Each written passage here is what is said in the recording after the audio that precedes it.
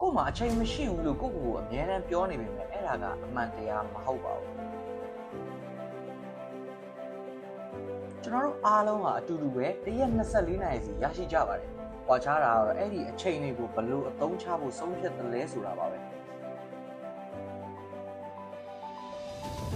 လျှို့ဝှက်ချက်ကအချိန်ကိုရှာဖွေဖို့မဟုတ်ပါဘူး။မိတ်ဆွေတို့မှာရှိပြီးသားအချိန်လေးတွေကိုပြန်လည်ရယူဖို့ပဲဖြစ်ပါတယ်။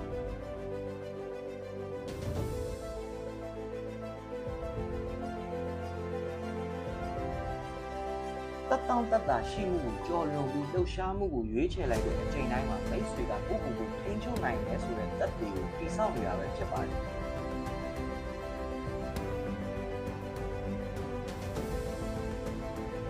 fitness ဆိုတာကအချိန်နဲ့သက်ဆိုင်တာမဟုတ်ပါဘူး။ဆုံးဖြတ်ချက်တွေနဲ့ပဲသက်ဆိုင်တာပါ။ကျေးဇူးတင်ပါတယ်ကျွန်တော်စီကူလန်ပါ